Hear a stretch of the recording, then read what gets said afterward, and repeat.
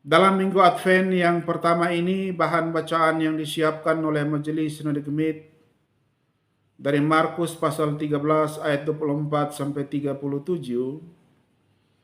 yang akan dikhotbahkan dalam sebuah tema menanti dalam pengharapan dan penyerahan diri. Saudara-saudaraku yang terkasih, ketika berbicara tentang Advent, maka kita ada dalam sebuah sikap iman untuk menanti kedatangan Kristus.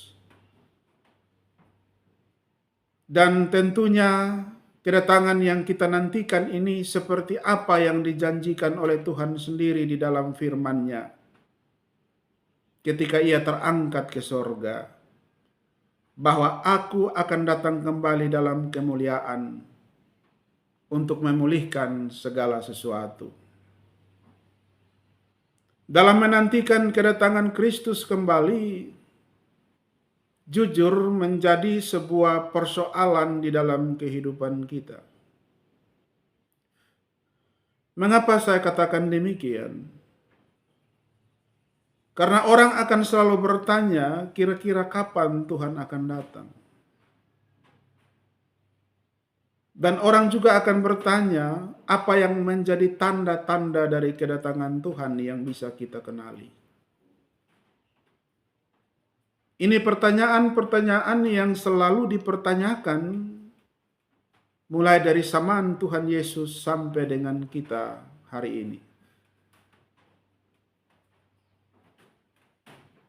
Markus 13 ayat 24 sampai 37 merupakan bagian bacaan yang akan memberikan jawaban kepada kita semua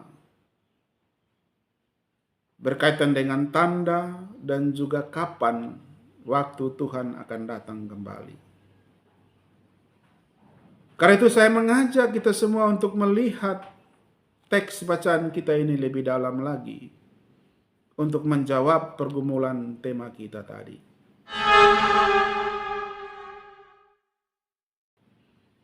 Kita lihat yang pertama ayat 24 sampai 25, jawaban Tuhan tentang tanda-tanda kedatangannya. Dalam kedua ayat yang mendahului ini,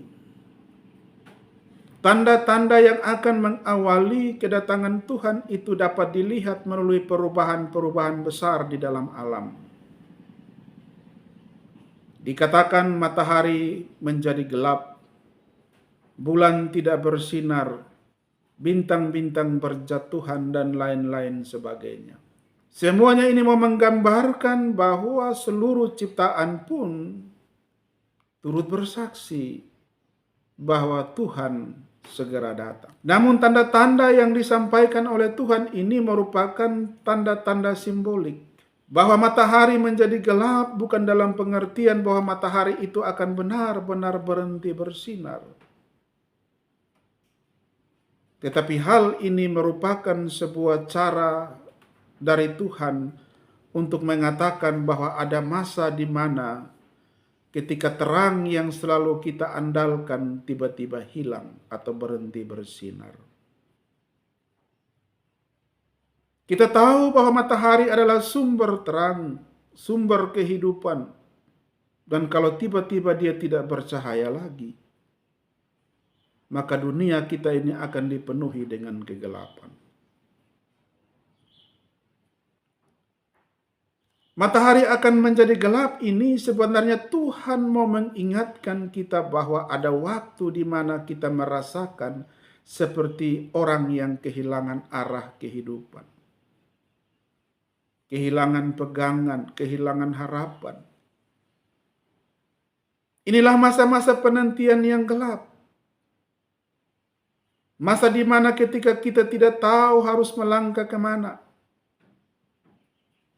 Jika masa penantian ini kita jalani di luar Tuhan, maka kegelapan akan terasa semakin pekat. Seolah-olah tidak ada cahaya yang bisa menuntun kita keluar dari kegelapan.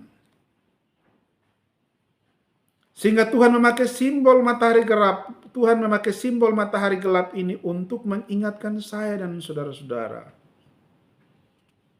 bahwa ketika hidup kita tanpa Tuhan, yang adalah sumber cahaya, sumber kehidupan sejati, maka segala sesuatu yang kita usahakan di dalam perjalanan penantian kita akan selalu menemui jalan buntu.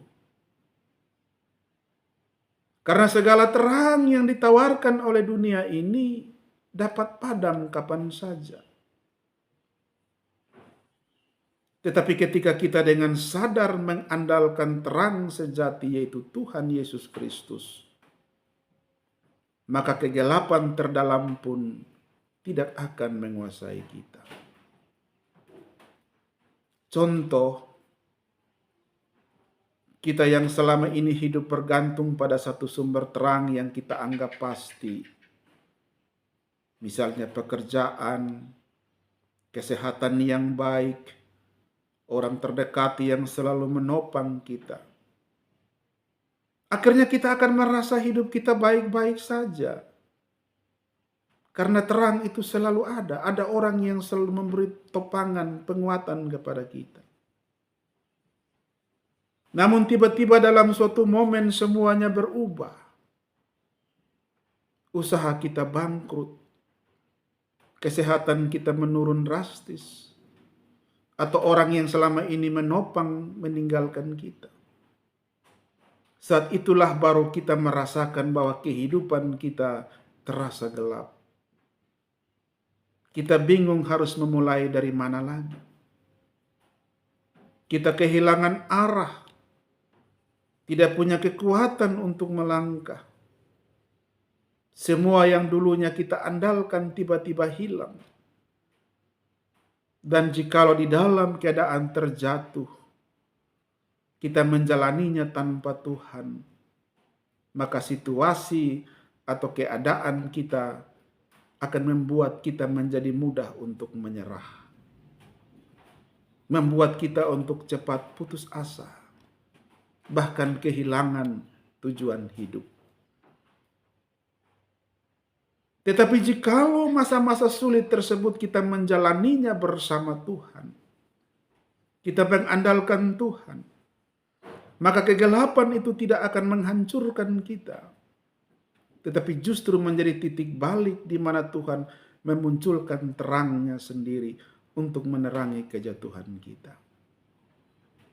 Ini tanda yang pertama, bahwa dalam penantian akan kedatangan Tuhan, kita harus bisa mengandalkan terang sejati, yaitu Tuhan Yesus Kristus itu sendiri, Sang Bayi Natal yang akan kita sambut nanti.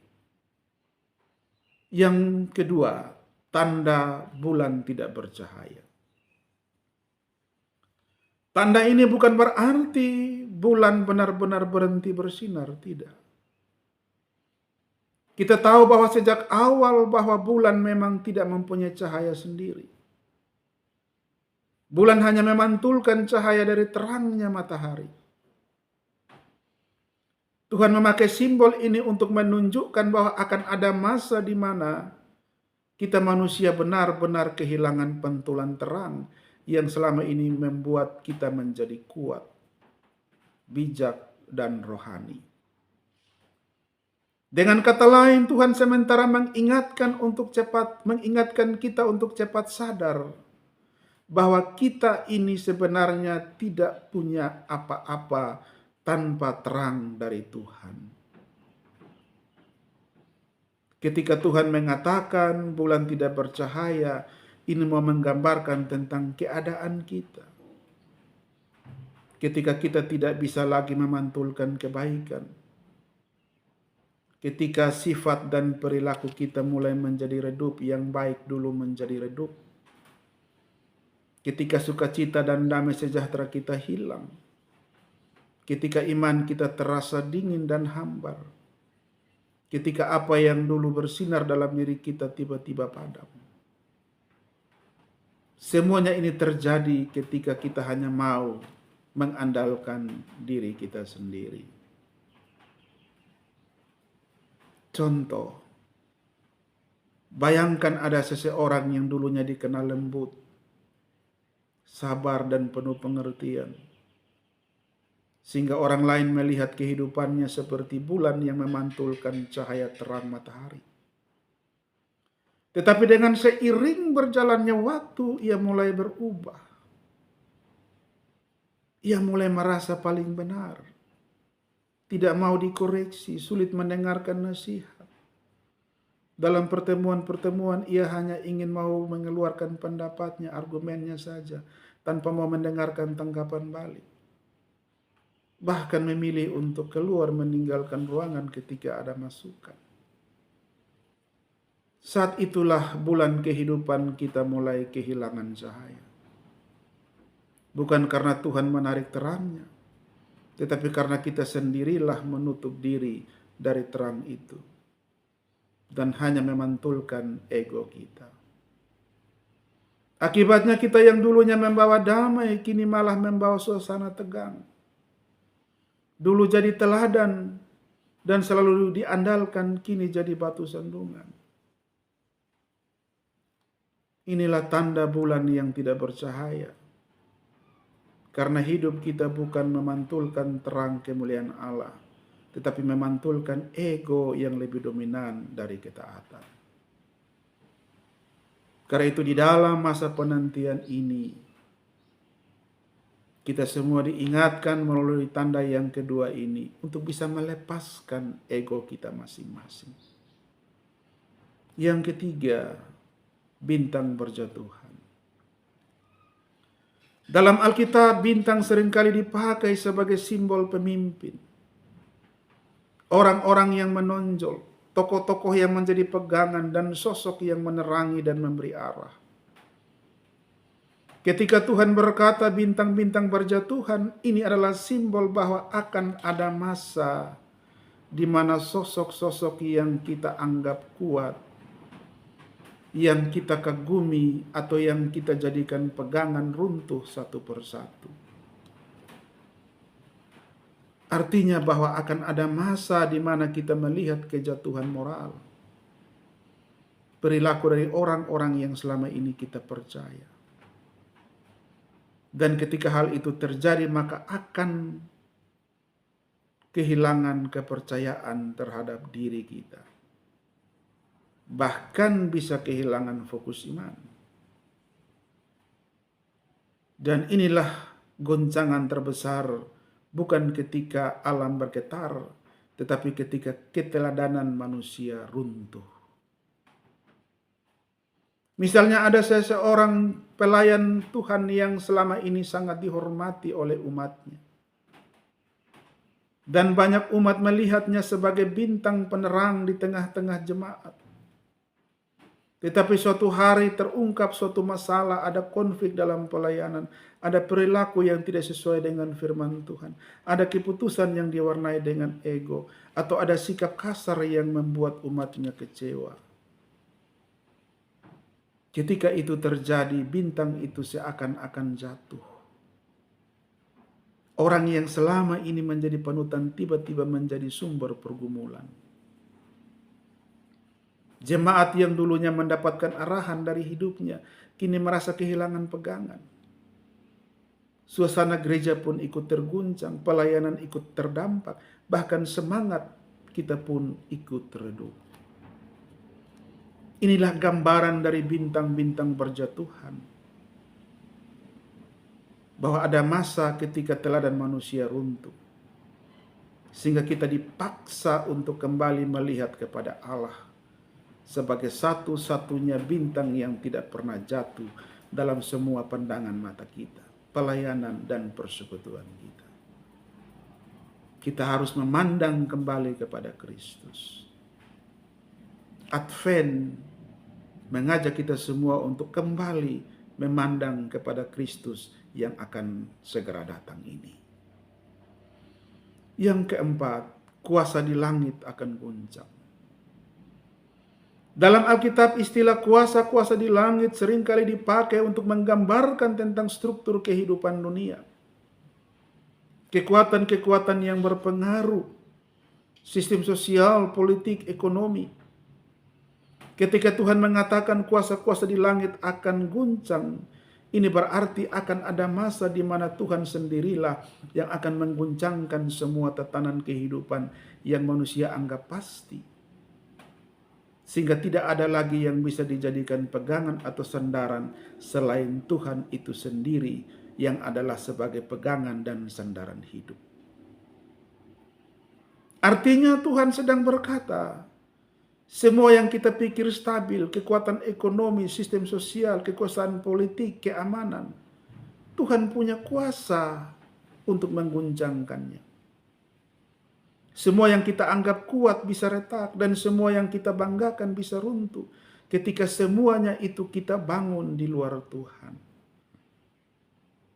Sehingga semua guncangan ini mengingatkan kita bahwa tidak ada kuasa dunia yang benar-benar kokoh.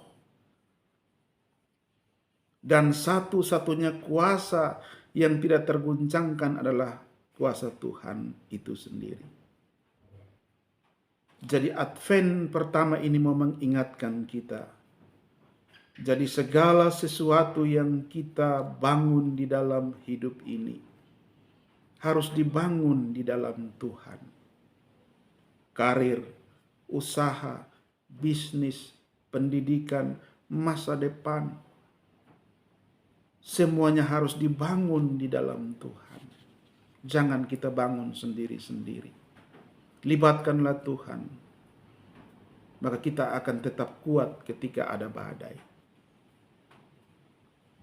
Dengan keempat tanda ini Tuhan ingin berkata kepada kita semua yang sementara hidup di dalam penantian. Di saat semua hal yang terjadi dalam hidup kita yang begitu kuat mengguncang perjalanan penantian kita, Tuhan mau kasih ingat kita akan satu hal. Pastikanlah hati kita tidak ikut terguncang, tetapi tetap berpegang teguh kepada Allah di dalam masa-masa penantian ini. Jalanilah masa-masa penantian ini bukan dengan ketakutan, tetapi dengan harapan yang kokoh, seperti jangkar yang menahan jiwa kita untuk tetap stabil.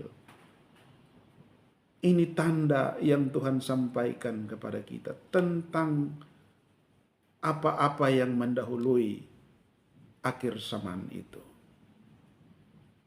Yang kedua, percakapan selanjutnya tentang waktu kedatangan Kristus. Ayat 33-37. Masalah kedatangan Kristus untuk kedua kali masih menjadi perdebatan serius sampai dengan hari ini. Banyak orang yang mencoba untuk menebak, menghitung, bahkan meramal kapan dunia ini akan berakhir. Tetapi pada kenyataannya bahwa setiap ramalan manusia tidak pernah terjadi dan tidak ada satupun yang tahu pasti kapan waktunya. Bahkan Tuhan sendiri berkata bahwa hari dan saatnya tidak ada satu orang pun yang tahu. Tuhan sudah bilang tidak ada satu orang pun yang tahu. Mau ramal seperti apapun, mau pakai dukun atau pengeramal terhebat di dunia pun juga tidak akan bisa meramalkan tentang waktu dan saatnya. Sehingga menarik di dalam ayat 33-37 ini, Tuhan mengingatkan kepada kita semua bagaimana mengisi masa-masa penantian itu, supaya kita jangan lengah. Tuhan bilang berjaga-jagalah. Tuhan tidak memberitahukan perihal tentang tanggal yang pasti, dengan maksud supaya kita jangan berhenti berharap. Kita jangan berhenti bergantung dan bersandar kepadanya selama kita berjalan di dalam masa penantian ini. Tuhan tidak memberitahukan perihal tanggal kepada kita dengan maksud supaya kita tidak hidup dengan santai atau menunda-nunda pertobatan. Ada waktu untuk bertobat, bertobatlah sebelum semuanya terlambat. Bersyukur di saat kita bertobat, waktunya tiba. maka kita patut bersyukur. Jadi inti dari masalah waktu kedatangan Tuhan bukan tentang menebak tanggal. Tetapi ayat 33 sampai 37 ini mengingatkan kita tentang bagaimana kesiapan hati kita. Jadi Advent bukan soal menebak hari kedatangan Kristus. Tetapi Advent adalah saat di mana kita memastikan bahwa hati kita benar-benar siap untuk menyambut kedatangan Kristus kapan saja. Pagi, siang, malam, hampir siang. Kita dalam keadaan siap untuk menyambut kedatangannya dengan iman yang tidak terguncangkan. Saudara-saudaraku yang terkasih, bertolak dari tema kita pada pagi hari ini, menanti dalam pengharapan dan penyerahan diri.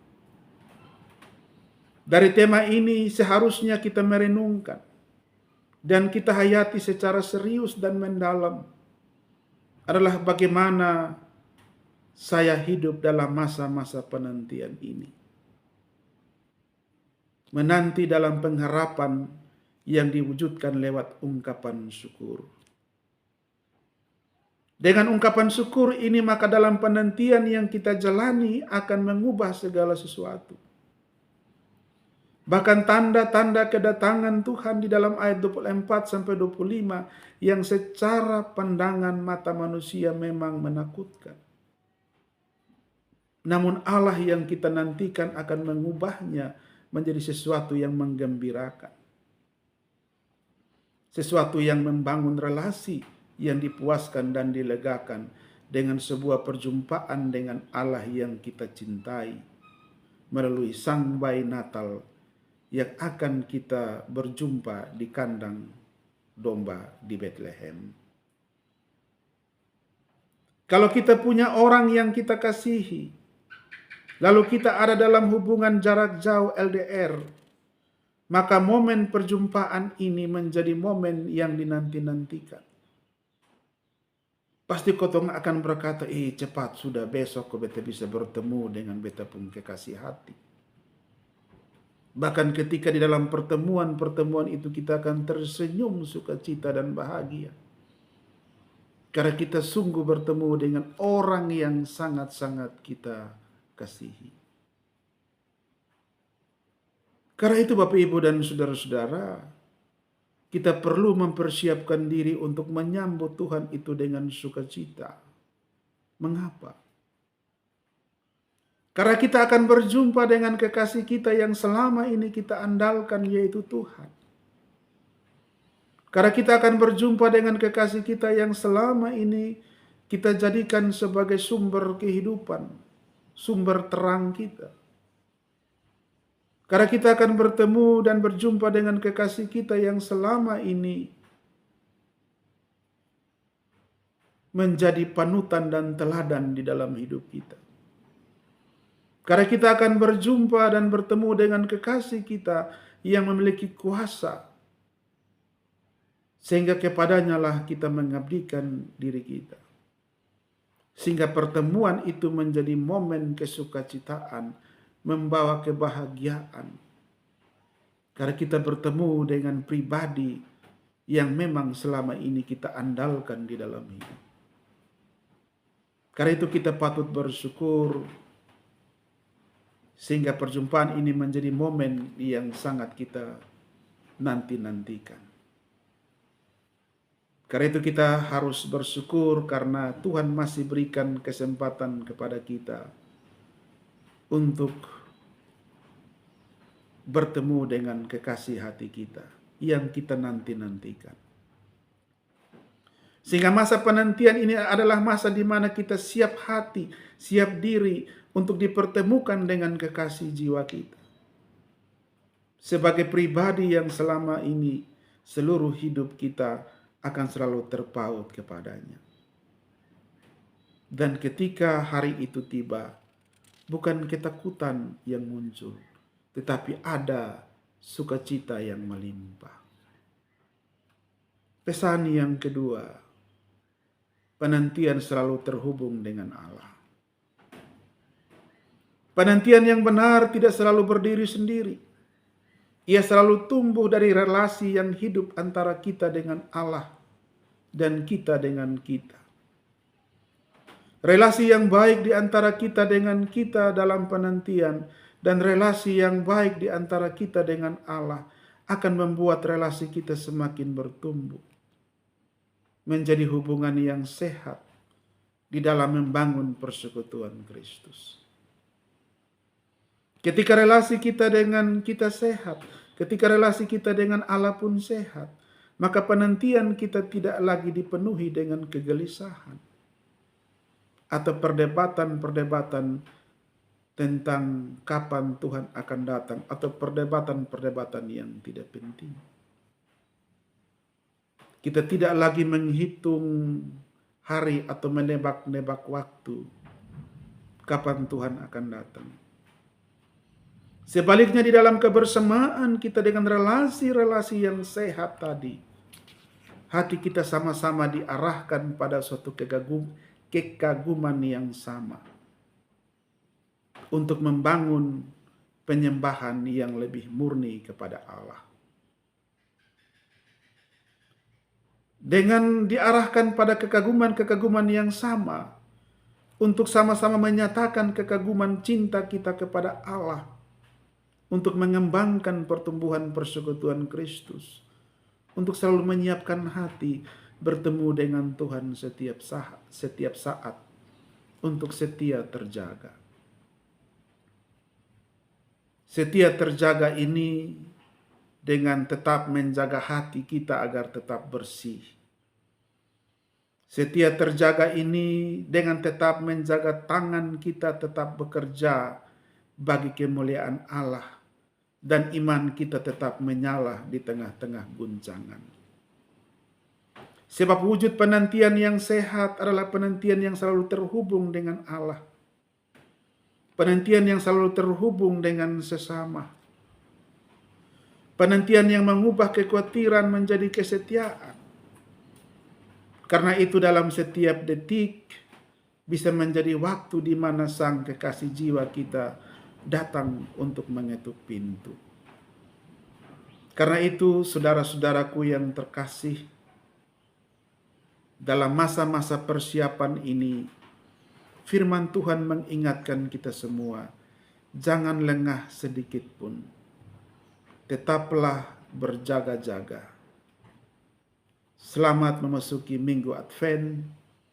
Tuhan Yesus memberkati kita semua. Shalom.